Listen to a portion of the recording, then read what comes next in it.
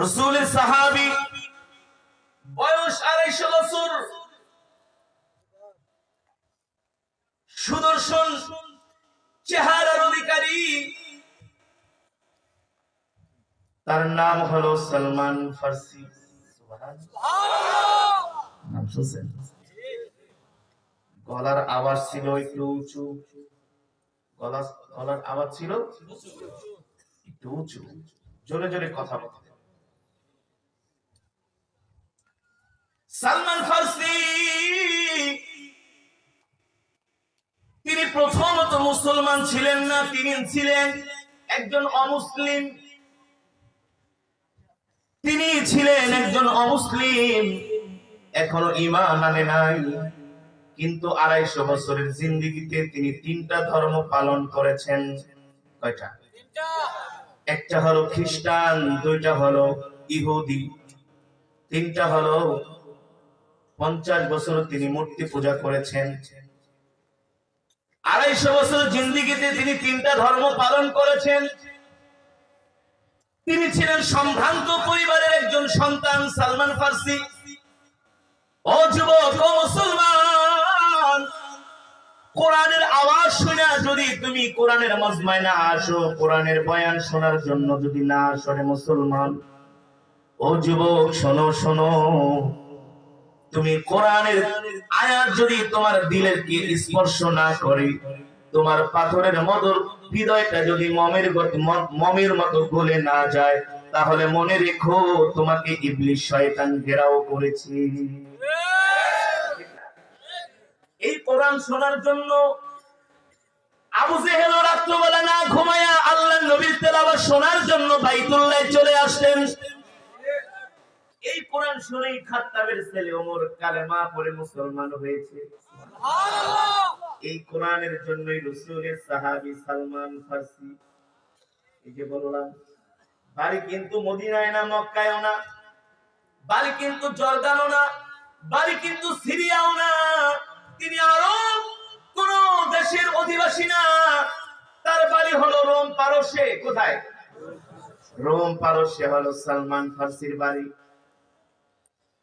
একদিন একটা খ্রিস্টানদের গির্জার সামনে দিয়ে যাচ্ছেন, অনেকগুলো খ্রিস্টান মিলে তারা তাদের ধর্মীয় কিতাব ইনজিল বাইবেল তারা পড়তেছেন। সালমান ফার্সি বলেন, বাইবেলের তেলাওয়াত শুনে আমার খুব ভালো লাগলো। আমি তাদের মজমায় যেয়ে বসলাম। মজমায় যেয়ে বসার পরে অনেকক্ষণ পর্যন্ত আমি তাদের বাইবেলের তেলাওয়াত শুনলাম, বয়ান শুনলাম, আমার কাছে ভালোই লাগলো। যখন মজমা শেষ হয়ে গেল, আমি খ্রিস্টান পাদ্রীকে জিজ্ঞেস করলাম, এ খ্রিস্টান পাদ্রী, আপনি সত্যি করে বলেন, এতক্ষণ আপনি যেই বাইবেল থেকে আমাদেরকে আপনি তেলাওয়াত শোনালেন, যেই বাইবেল থেকে আমাদেরকে পড়ে পড়ে আপনি শোনালেন, এই বাইবেলের চাইতে আরো উত্তম কোন কিতাব আছে কিনা? আছে কিনা? নাম বের বলো। নাম হলো কোরআনুল কারীম। আল্লাহু আকবার। এই কোরআন হলো আল্লাহর জবানের কালাম। যে কোরআন পড়ে আল্লাহ তাআলার সাথে কথা বলে। বান্দা যখন কোরআন পড়ে, আল্লাহ তাআলা তার কুদরতি কান দিয়া বান্দার তেলাওয়াত শ্রবণ করে। এই কোরআন যে যত সুন্দর করে পড়তে পারে, আল্লাহ তাআলা তাকে তত বেশি ভালোবাসে। যার কোরআন তেলাওয়াত যত সুন্দর, হাসরের ময়দানে তার মর্যাদা হবে তত বেশি। সুবহানাল্লাহ। এই কোরআনের জন্য সালমান ফার্সি খ্রিস্টান পাদ্রীকে প্রশ্ন করলেন, শুনেন, আমিও তো অমুসলিম, আমিও 3টা ধর্ম এই পর্যন্ত পালন করেছি, 50 বছর করে করে 150 বছর, কিন্তু কোন ধর্ম আমার কাছে অত ভালো লাগে নাই। আমার মনে হয় এর চাইতেও আরেকটা উত্তম ধর্ম, সুন্দর ধর্ম আছে। খ্রিস্টান পাদ্রী সালমান ফার্সির দিকে তাকায় বলে, এ সালমান, কথা বলো না, কোনো প্রশ্ন করো না, চুপ থাকো, চুপ থাকো।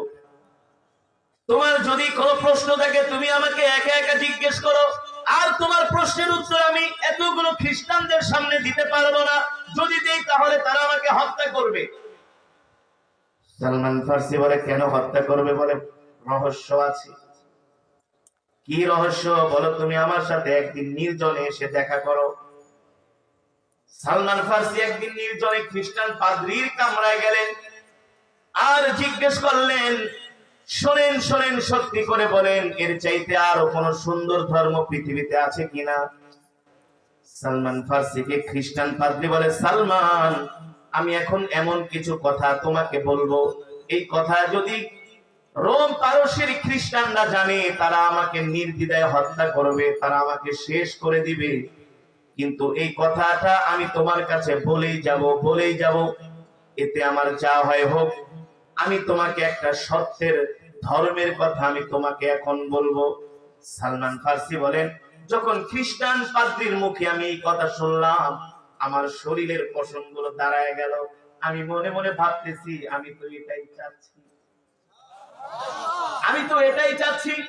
খ্রিস্টান পাদ্রীর হাত ধরে সালমান ফার্সি বলে, বলেন বলেন, সত্যি করে বলেন, এর চাইতে আরো উত্তম ধর্ম আছে কিনা?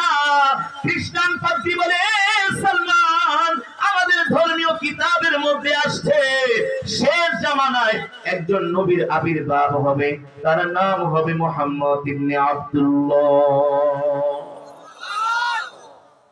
তাকে আল্লাহ তাআলা কোরআন দিয়ে দুনিয়াতে পাঠাবে, আর তিনি যেই ধর্ম পালন করবে, যেই ধর্মের প্রচার করবে, ওই ধর্মই হলো পৃথিবীর শ্রেষ্ঠ ধর্ম। ইন্নাদ দীনা ইনদাল্লাহিল ইসলাম। ঠিক কিনা বলেন? আল্লাহ তাআলার কাছে মনোনীত ধর্ম হলো ইসলাম, শান্তির ধর্ম ইসলাম, মুক্তির ধর্ম ইসলাম। এবার ওই খ্রিস্টান পাদ্রী বলে, সালমান, এই রোম পারস্যে থাকলে তুমি কোনোদিন সত্য ধর্ম খুঁজে পাবা না। সত্য ধর্মে তালাশের জন্য আল্লাহর সাহাবীরা কত কষ্ট করেছেন রে যুবক। এই যুবক, আল্লাহর পয়গম্বরের সাহাবীরা আল্লাহর নবীকে পাওয়ার জন্য, কোরআনকে পাওয়ার জন্য তারা কত ত্যাগ স্বীকার করেছেন। ঠিক কিনা বলেন? আজকে আমরা গরু খাওয়া মুসলমানরা আজকে সেই কোরআন পড়ি না, আল্লাহর হুকুম 5 ওয়াক্ত নামাজ আমরা ঠিকমতো আদায় করি না। আজকে যুবকদের মাঝে ইসলাম নাই, যুবকদের মাঝে দ্বীন নাই। এই সমাজে এমন কিছু যুবক আছে, যেই যুবকরা রাত্রিবেলা ঘুমায়, রাতের ঘুম ঘুমায় তারা রাত 2:30টায়। ঠিক কিনা বলেন? ঘুম থেকে উঠে দুপুর 12টায়, নাস্তা খায় দুপুর 2টায়। আছে কি আছে না? আরে যুবক, তুমি ইসলাম ধর্ম পাইলা, অথচ ইসলাম ধর্মটাকে তুমি মানতেছো না। রাসূলের সাহাবীরা কত কষ্ট করেছেন। সালমান ফার্সি খ্রিস্টান পাদ্রীর হাত ধরে বলে, বলেন সত্যি করে বলেন, আমি এই নবীকে কোথায় গেলে পাবো? এ সালমান, এই রোম পারস্যে তুমি এই নবীকে পাবা না। এই নবীকে পেতে হলে তোমাকে যেতে হবে মক্কায়। যেই মক্কা হলো পাথরের দেশ, খেজুরের দেশ, মরুভূমির দেশ। ওই দেশে গেলে তুমি আল্লাহর নবী মুহাম্মদ সাল্লাল্লাহু আলাইহি সাল্লামকে পেয়ে যাবা। কিন্তু সালমান, শোনো শোনো, তুমি যে ওই নবীকে পাওয়ার জন্য চাইবা, শেষ জামানায় কিন্তু অনেকেই নিজেকে নবী দাবি করবে। শেষ জামানায় কিন্তু অনেকেই নিজেকে শেষ নবী দাবি করবে। কিন্তু শেষ নবীকে চিনার 3টা আলামত আছে। কয়টা আলামত? শেষ নবীকে চিনার 3টা আলামত আছে। এই 3টা আলামত দেখা তুমি তোমার নবীকে চিনা নিবা। সুবহানাল্লাহ। সালমান ফার্সি খ্রিস্টান পাদ্রীর হাত ধরে বলে, আপনি আমাকে অনেক বড় উপকার করেছেন, এবার বলেন আমি কিভাবে সেই নবীকে চিনবো?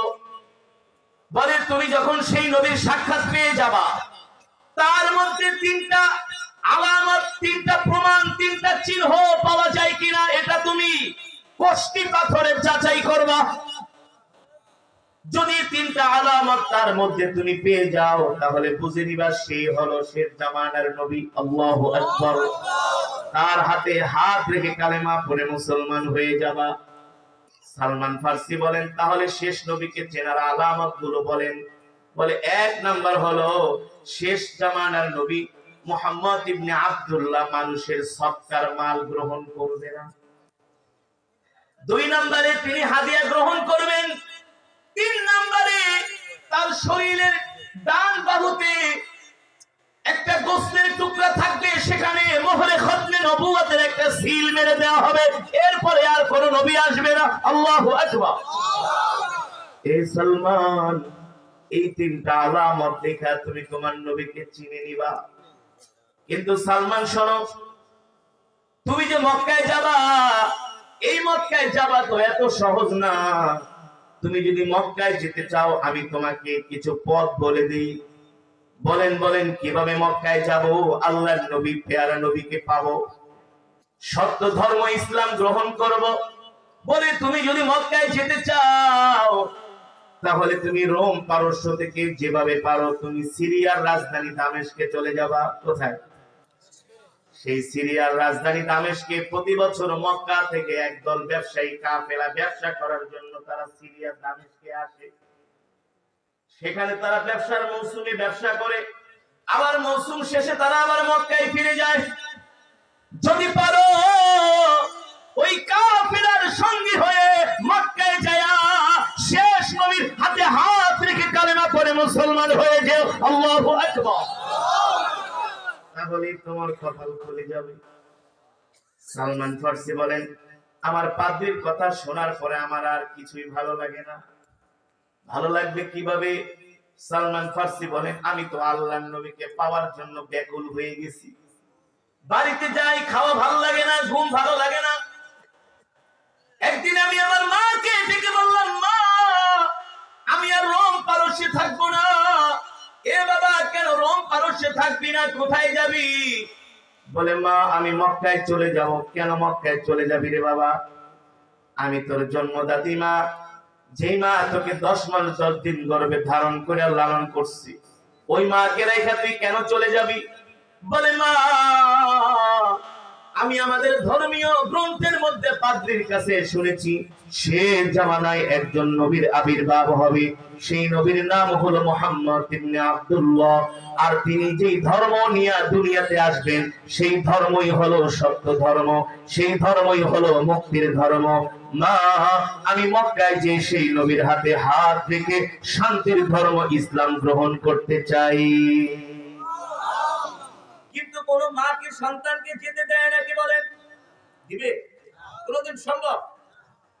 সালমান ফার্সির মা বলে, বাবা রে, আমাকে রেখে যেতে পারবি না, তুই আমার একমাত্র সন্তান, তুই আমার একমাত্র পুত্র সন্তান। সালমান ফার্সি তার বাবাকে ডাক দিয়া বলে, শোনো শোনো, দেখো তোমার ছেলে কি বলে, কোন মক্কায় নাকি কোন নবী আছে, সেই নবীর কাছে নাকি সে যাবে। সালমান ফার্সি বাবা যখন তাকে জিজ্ঞেস করলেন, বাবা তুমি কোথায় যাবা? বলে, আমি মক্কায় যাব। কার কাছে যাবা? বলে, সেখানে একজন শেষ নবী আছে, আমি তার হাতে হাত রেখে ইসলাম ধর্ম গ্রহণ করব। আল্লাহু আকবার। সালমান ফার্সির বাবা ভেবেছিলেন হয়তোবা সন্তানকে জিনে ভূতে ধরছে। বড় একজন তাদের ধর্মের একজন লোক ডেকে এনেছেন, যিনি এই সমস্ত মানুষের চিকিৎসা করতে পারেন। একজন খ্রিস্টান পাদ্রী এনে বলে, দেখেন আমার ছেলে কি বলে।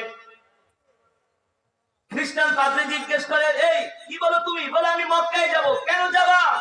বলে, মক্কায় শেষ নবী আসছে, আমি তার হাতে হাত রেখে কালেমা পড়ে মুসলমান হয়ে যাব। আল্লাহু আকবার। সালমান ফার্সি মক্কার কথা বলে, আর খ্রিস্টান পাদ্রী শুধু জিহ্বায় কামড় দেয়। বলে, বলে কি? এটা তো আমরাও জানি, আমরা তো এটা প্রকাশ। সে কিভাবে জানলো? সে কিভাবে জানলো? আল্লাহর কোরআন।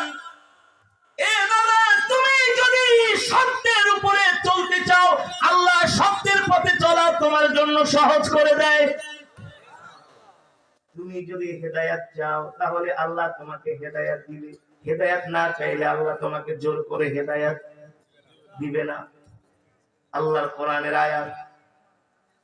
সালমান ফার্সি বলতেছে, পাদ্রী, আপনি আমাকে যত প্রশ্ন করেন কোনো লাভ হবে না।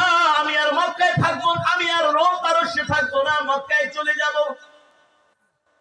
সালমান ফার্সি জবানে এই কথা শুনে খ্রিস্টান পাদ্রী বুঝা ফেললেন, আসলে সে আসল ধর্মের খোঁজ পাইয়া গেছে। সুবহানাল্লাহ। কেউ যদি আসল জিনিস পায়, নকলটাকে কিনে নাকি? বাজারে যাবেন, যদি শুনেন একেবারে টাইলস টুস করা, মার্বেল পাথর লাগানো, ডেকোরেশন করা, এসি লাগানো, লাল নীল পাতির ভিতরে 2 নম্বর জিনিস বেচতেছি। একবার টের পায়া গেলে তো মাগনা দিলেও দিবে। আর যদি শুনি ওই ভাঙ্গা ঘরের ভিতরে 1 নম্বর জিনিস পাওয়া যায়, দেখবেন ভাঙ্গা ঘরের দরজার সামনে যায় সিরিয়াল দিবি। মানুষ 1 নাম্বারটা পাইলে আর 2 নাম্বারটার দিকে ফিরেও তাকায়। তোমার মতো আমানতদার ভদ্র সভ্য তুমি চাইলে কি আমি তোমাকে ছেড়ে দিব না? ঠিক আছে, তোমার নবীকে দেয়া বলো 10,000 দিরহাম নিয়ে আহে, 10,000 দিরহাম দেয় না, কেন আরো বেশি লাগবে, মানে ধানাই পালে কথা। এখন তো সাহাবী তো আর মন টিকে না ইহুদির কাছে, সে তো থাকবে আল্লাহর নবীর কাছে, ঠিক কেন বলেন? তো একদিন অনেক অনুনয় বিনয় করে বললো, ইহুদি তুমি আমাকে মুক্তি করে দাও, আমি নবীর কাছে থাকার জন্যই তো আসছি।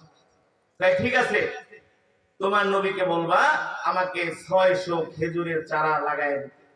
ওই 600 খেজুরের চারা লাগানোর পরে 40 দিন, কোন কোন বর্ণনায় আসছে 40 দিন, 43, 40 দিনে যদি খেজুর গাছ হইয়া খেজুর গাছ থেকে খেজুর ধরে তাহলে আমি তোমাকে মুক্ত করে দেব। সুবহানাল্লাহ। আচ্ছা আপনারাই বলেন 40 দিনে কোন খেজুর গাছে খেজুরের চারা থেকে খেজুর হওয়া সম্ভব? সম্ভব? ইহুদি তো একটু শয়তান, আগে থেকেই শয়তান।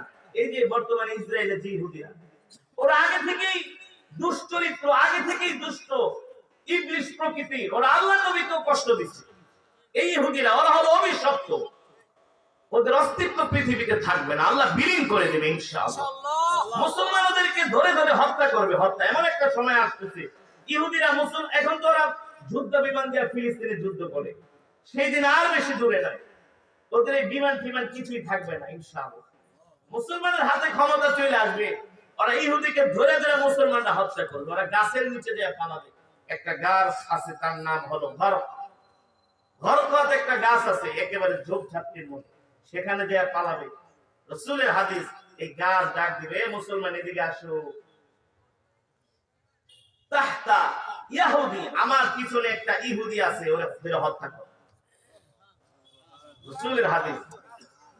ইহুদিরা হলো সবচেয়ে বড় শয়তান পৃথিবীর মধ্যে, সবচেয়ে বড় অসভ্য জাতি পৃথিবীতে। দাঙ্গা হাঙ্গামা সৃষ্টি করার পিছনে ইহুদিরা সবচেয়ে বেশি ষড়যন্ত্রকারী।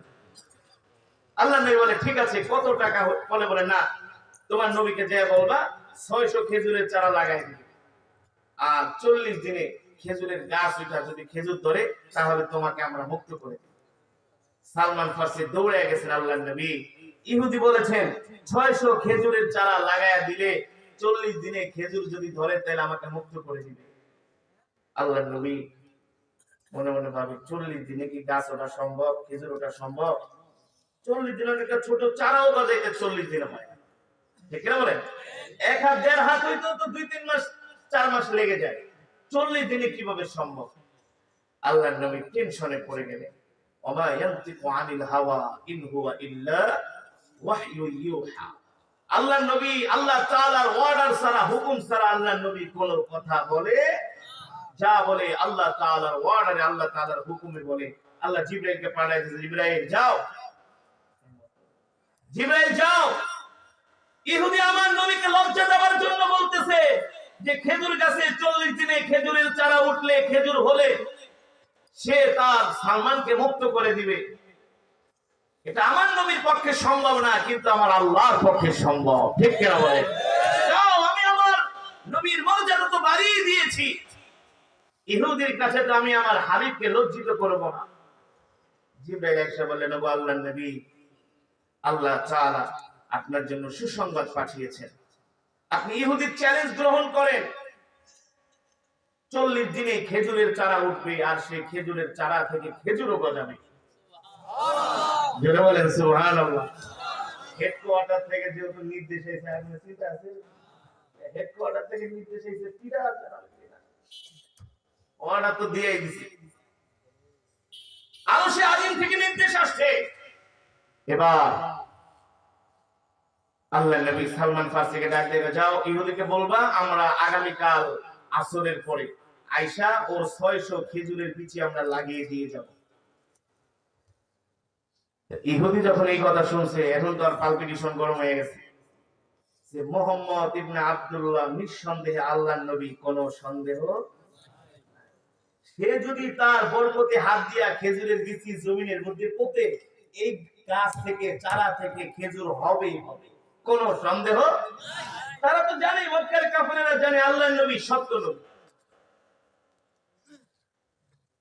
সালমান ফারসি রাদিয়াল্লাহু তাআলা আনহু বললেন, ইহুদি তুমি 600 খেজুরের বিচি রেডি রাখবা, আগামীকাল আল্লাহর নবী সাহাবীদেরকে নিয়ে এসে তোমাকে খেজুরের বিচি রোপণ করে দিয়ে যাবে, খেজুরের বিচি লাগিয়ে দিয়ে যাবে। কোন জায়গায় তুমি বাগান সাজাবা জায়গা ঠিক করে রেখো।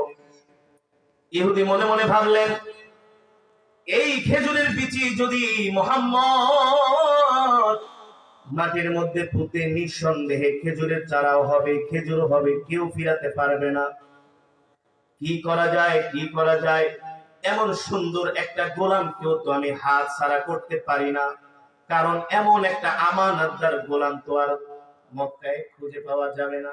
কারণ মক্কায় যারা শব্দ হলো চোর আর বাটপার। আবু জেহেল, উতবা, সাইবা, আবু লাহাব, ওদের নাতিপুতিরা, ওরা তো বাটপার, চিটার। ওদের কাজ হলো ধর্ষণ করা, মানুষ হত্যা করা, মানুষের সম্পদ লুণ্ঠন করা। কিন্তু সে আল্লাহ রাসূলের সাহাবী, তার চরিত্র আর ওদের চরিত্র তো কোনোদিন, জোরে বলেন, জোরে বলেন, এক হবে। দেখতে কত সুন্দর। আমার বড় খেজুরের বাগানটা ওর উপরে রাখা যায়, একটা খেজুরের দিক সেদিক হয় না, এমন কর্মচারী কেউ ছাড়তে চায়? বেতন লাগবে আরো বাড়ায় দেন, চাকরি ছাড়া যাবে না। কি হয় না, কি লাগবে বলে তোমার সব ফ্যাসিলিটিস দিব, যদি লোক ভালো। ইহুদি বলে, তোমার মতো যুবক তো আমি আর পাবো না, কিন্তু শর্ত তো দিয়ে ফেলেছি, খেজুরের গাছে খেজুরের বীজে লাগায় 40 দিনে খেজুরের গাছ উঠলে আর খেজুর দলে মুক্ত করে দিব। এখন যদি আল্লাহর নবী মুহাম্মদ ইবনে আব্দুল্লাহ খেজুরের বীজে লাগায়, খেজুর গাছ তো হবে, খেজুরও হবে, আর আমার এই গোলামটাকে তো ছেড়ে দিতে হবে চুক্তি অনুযায়ী। কি করা যায়? ইহুদির মাথায় শয়তানি বুদ্ধি চাপলো। এবার ইহুদি ওই খেজুরের বিচিগুলো আগুন দিয়ে পুড়িয়ে দিল, কয়লা করে ফেললো। খেজুরের বিচিগুলো গরম আগুনের মধ্যে দিয়ে সেগুলো একেবারে ছাই করে ফেললো, অঙ্গার করে ফেললো। কোনদিন পোড়া খেজুরের বীজ কোন বীজেতে কিন্তু কোনো গাছ হবে? পোড়া কোন বীজেতে কোনো গাছ হবে না, কারণ তার ভিতরে যেটা থাকে সেটা পুড়ে যায়, নষ্ট হয়ে যায়। ইহুদি যখন খেজুরের সবগুলো বিচি পুড়ে ঘরের মধ্যে রেখে দিলেন, আসরের পরে আল্লাহর নবী সাহাবাদের বিশাল একটা জামাত নিয়ে আসলেন। আয়েশা বললেন, যাও সালমান, তুমি ইহুদিকে বলো খেজুরের বিচিগুলো দিতে, যে খেজুরের বিচি আমরা রোপণ করব, মাটির ভিতরে পুঁতবো। সালমান ফারসি ইহুদির কাছে কাছে যায়, বলে, এই খেজুরের বিচি দাও। বলে, সালমান, খেজুরের বিচি যে দিব, খেজুরের বিচিগুলা তো আমি ভুলে ভুলে ভুলে পুড়ে ফেলেছি। কিসে ভুলে? সে খেজুরের বিচি পড়তে গেছে। কত বড় শয়তান! এখন তো সালমান ফারসি কান্না শুরু করছে, হায় রে, এত কষ্ট করে রোম পারস্য থেকে মা বাবা ছাইরা আসলাম, মনে হয় না আল্লাহর নবীর কাছে আমি চিরদিন থাকতে পারবো। সে হতাশ হয়ে গেলেন। আল্লাহর নবী ডাকলেন, এই সাহাব, এদিকে আসো। কাঁদো কেন? সালমান ছোট্ট বাচ্চার মতো কেঁদে কেঁদে বলে, ও আল্লাহর নবী, ইহুদি সে খেজুরের বিচিগুলো আগুন দিয়ে পুড়িয়ে ফেলেছে, যাতে করে এই বিচিতে কাজ না হয়। আমি ইহুদির শয়তানি বুঝতে পারছি, আমি ধরেছি, ওর বাগানে আমি কাজ করি। আল্লাহর নবী হাসি দিয়া বলে, সালমান, তুমি কেঁদো না, কেঁদো না। যে রব পোড়া খেজুরের বিচি ছাড়া গাছ উঠাইতে পারে, সেই রব চাইলে পোড়া বিচি দিয়াও গাছ উঠাইতে পারে। ঠিক কি বলে?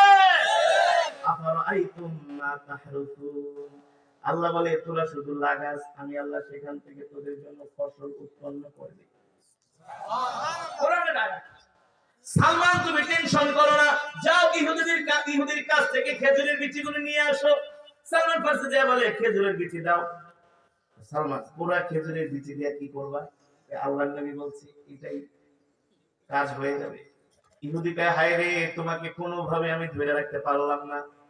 আল্লাহর নবী সাহাবীদেরকে বলে, এ সাহাবীরা, তোমাদের কাজ হলো শুধু গর্ত করা। কি করা? সিরিয়াল ধরো, তোমাদের কাজ হলো গর্ত করা, কিন্তু কেউ পিছনের দিকে ফিরে তাকাবা না, কারো তাকানোর অনুমতি নাই, কেউ পিছনে ফিরে তাকাবা না, শুধু সামনের দিকে যাবা।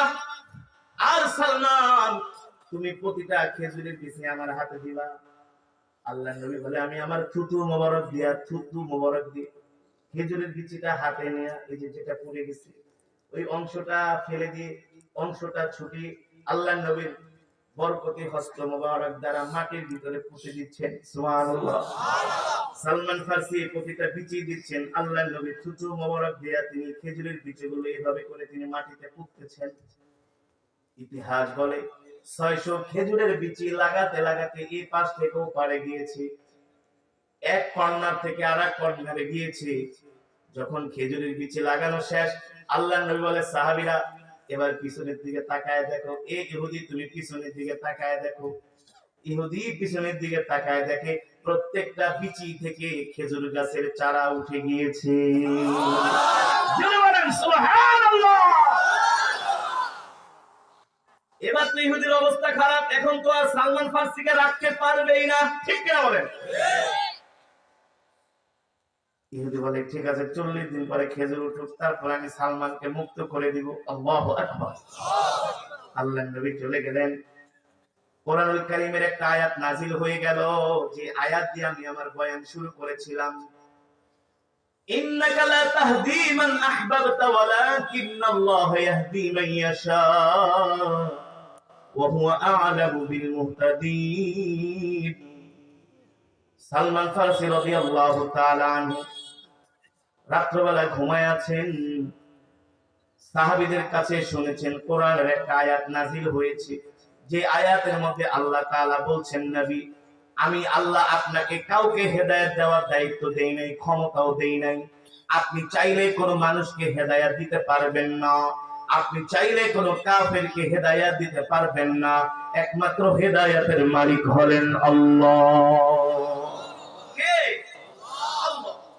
সালমান ফারসি রাদিয়াল্লাহু তাআলা আনহু ফজরের নামাজ পড়ার জন্য আল্লাহর নবীর পিছনে গেলেন। নামাজ শেষ হয়ে গেল। সালমান ফারসি বলেন, ওগো আল্লাহর নবী, আজকে রাতে আমি সবচেয়ে বেশি খুশি হয়েছি। কেন খুশি হয়েছো? কোরআনুল কারীমের একটা আয়াত নাজিল হয়েছে। গতকাল কোন আয়াত? ইন্নাকা লা তাহদি মান আহবাবতা ওয়ালাকিন্নাল্লাহা ইয়াহদি মান ইয়াশা ওয়া হুয়া আ'লামু বিল মুহতাদিন। এই আয়াতের মধ্যে বলছেন, নবী, আপনি চাইলেই মক্কার কোন কাফেরকে হেদায়েত দিতে পারবেন না। আল্লাহ তাআলা আপনার হাতে হেদায়েতের দায়িত্ব দেয় নাই, এই কারণে আমি সবচেয়ে বেশি খুশি হয়েছি। আপনার কাছে যদি হেদায়েতের দায়িত্ব দিত, তাহলে সর্বপ্রথম মক্কার কাফেরেরা হেদায়েত পেয়ে মুসলমান হয়ে যেত।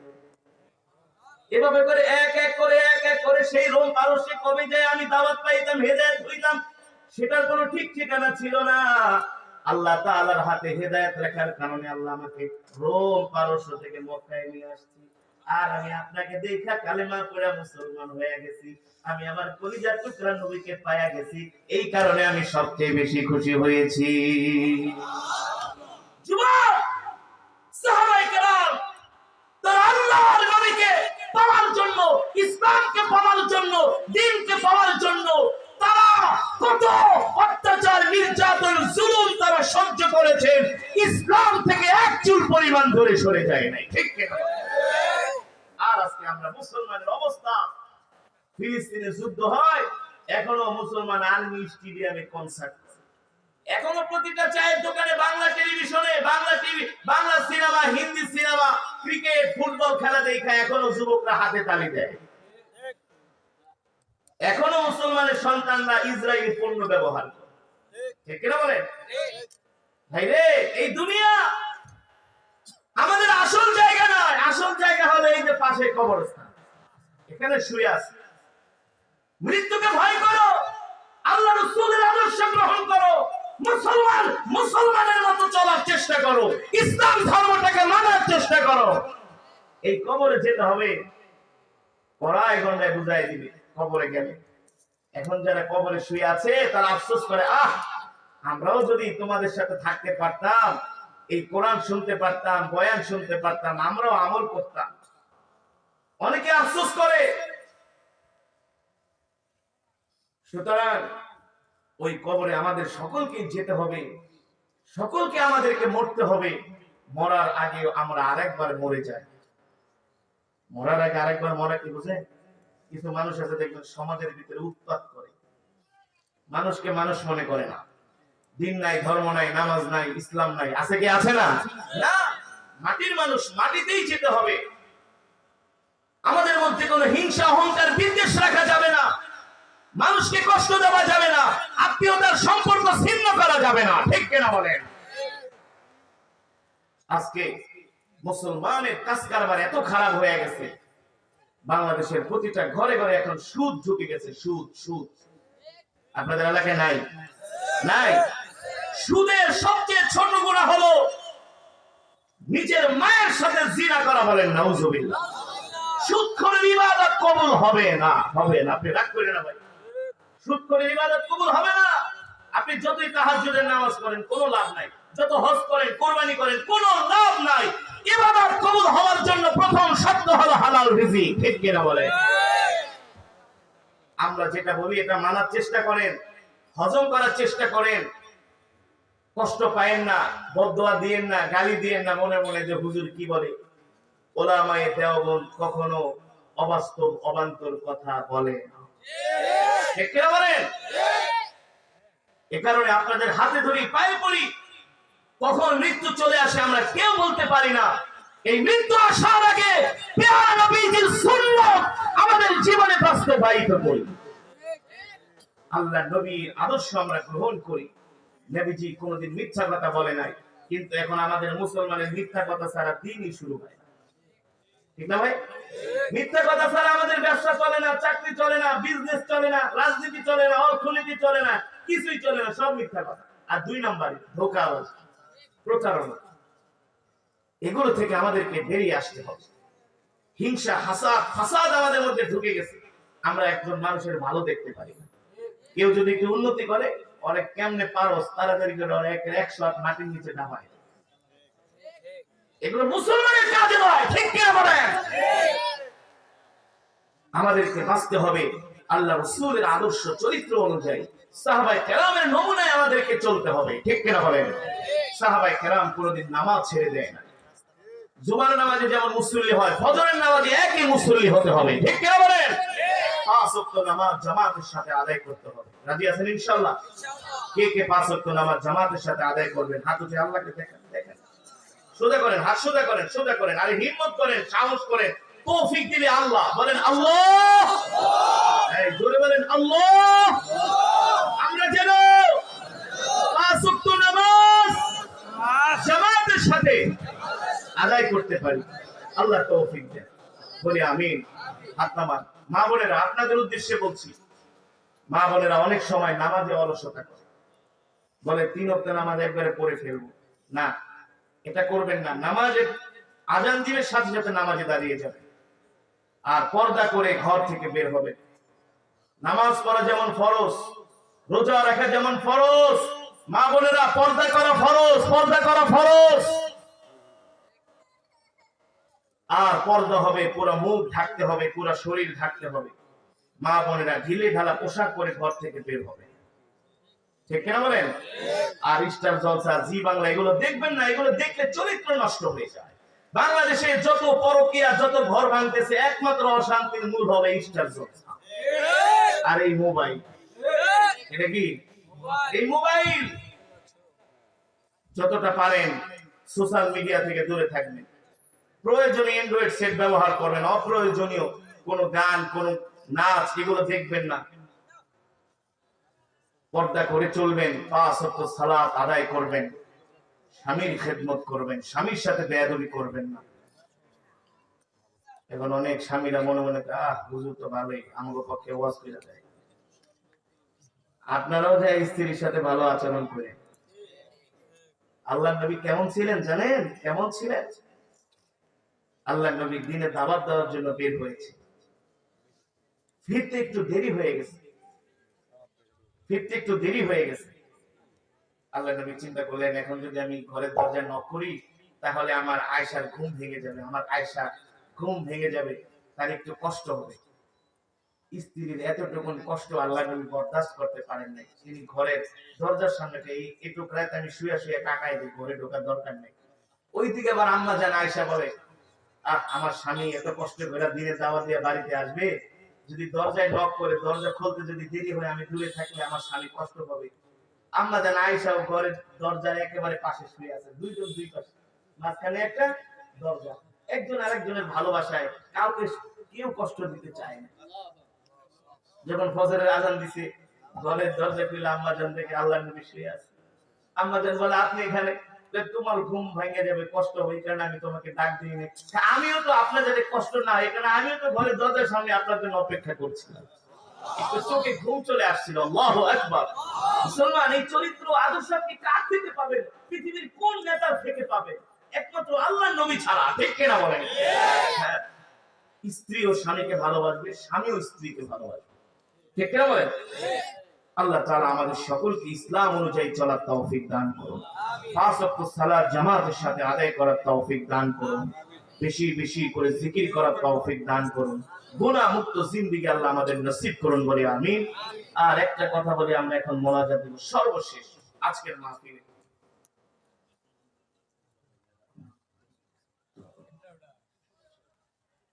আরেকটা অনুরোধ, বিশেষ দ্রষ্টব্য, আমরা কোন ইসরায়েলি পণ্য ব্যবহার করব না। এটা হলো আমাদের বর্তমানে ঈমানের দাবি। শুধু এখন না, মরণের আগ পর্যন্ত কোনদিন আমরা আমেরিকা ইসরায়েলের কোন পণ্য আমরা ব্যবহার, কারণ তারা এই পণ্য বিক্রি করে এই টাকা দিয়ে বোম কিনে তারা আমাদের মুসলমান ভাইদেরকে মারতেছে। বুঝতে পেরেছেন?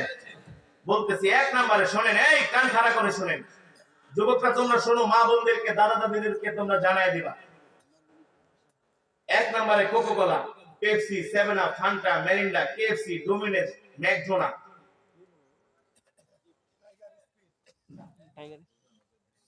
তারপরে লাইফ বয় সাবান, লাক্স, পন্ডস ক্রিম, পন্ডস সাবান, পেপসোডেন্ট, কোলগেট, কোলোজাপ, ডাভ সাবান, ডাভ শ্যাম্পু, জনসন। তারপরে অনেক আমেরিকান কোম্পানি আছে, কম্পিউটার বিক্রি করে, এইচপি কম্পিউটার, আইফোন। আমার জীবনের একটা শখ ছিল, আমি একটা আইফোন ইউজ করি। এবছর চাইছিলাম যে একটা আইফোন কিনুম, কষ্ট করে বলবো একটা আইফোন কিনবো। সামনে আমার প্রোগ্রাম আছে, তো থাইল্যান্ডে যাচ্ছি, একটা আইফোন নিয়ে আমার। তো যখন শুনছি যে এটা আমেরিকান কোম্পানি, তো আইফোনের কপালে থুতু মারি, আর আইফোন কোনোদিন এই হাতে উঠবে না ইনশাআল্লাহ। একুয়াফেনা কিনলে এই পানিগুলো কিনবেন না। একুয়াফেনা কিনলে এই পানিগুলো, প্রাণ আরএফএল এর এই পানিগুলো কিনবেন না। বলতে পারেন, হুজুর এর পরিবর্তে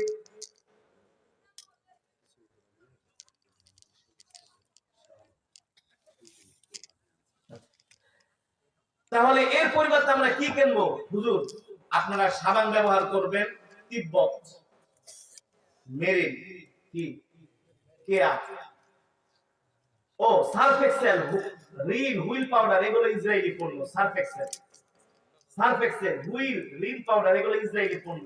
এগুলোর পরিবর্তে কি কিনবেন? চাকা পাউডার আছে, চাকা পাউডার, ফার্স্ট ওয়াশ, তারপরে ঘড়ি, এগুলো হচ্ছে বাংলাদেশি পণ্য। কোকা-কোলার পরিবর্তে কি খাবেন? মোজো খাবেন। মোজো কি খাবেন? বাংলাদেশি পণ্য। একুয়াফেনা কিনলে পানির পরিবর্তে কি পানি খাবেন? মাম খাবেন, ফ্রেশ খাবেন, জীবন খাবেন। এগুলো আমাদের দেশীয় পণ্য। এখন কিছু বাঙালি আছে, দেশে জিনিস ভালো লাগে না, আমেরিকা থেকে যদি কুত্তার পায়খানাও যদি প্যাকেট করে বাংলাদেশে পাঠায়, এটাই এক নাম্বার। ওদের মাথা নষ্ট হয়ে গেছে, ওরা পচে গেছে। ঠিক কিনা বলেন? ওই জারস ইহুদিদের কোন পণ্য কোন মুসলমানের জন্য ব্যবহার করা হারাম, হারাম, হারাম। ইবাদতই কবুল হবে না। আমাদের টাকা দিয়া বোম কিনে তারা আমাদের উপরে মারতেছে। আমাদের প্রথম কেবলায় মসজিদুল আকসায় 1.5 মাস হয়ে গেছে, কোন মুসলমানকে ঢুকতে দেয় না। তাহলে কি আমরা কি পারি ওদের পণ্য ব্যবহার করতে? বলেন পারি? গুগলে সার্চ দিবেন কি কি ইসরায়েলি পণ্য আছে, একেবারে নারী নক্ষত্র সব বের হয়ে আসবে। আপনারা ইসরায়েলি পণ্য ব্যবহার করবেন না। আর আমরা মুসলমানদের জন্য, ফিলিস্তিনি মুসলমানদের জন্য বেশি বেশি করে দোয়া করব। দোয়া দোয়া দোয়া। আর যদি আল্লাহ তাআলা সুযোগ করে দেয়, কোনো কথা নাই, ডাইন বাম তাকানোর ফিরে তাকানোর সময় নেই, একবারে সোজা জিহাদের ময়দানে ইনশাআল্লাহ। আল্লাহ তাআলা আমাদের তৌফিক দান করুন, এই মাজমাকে আল্লাহ কবুল করুন বলি আমিন।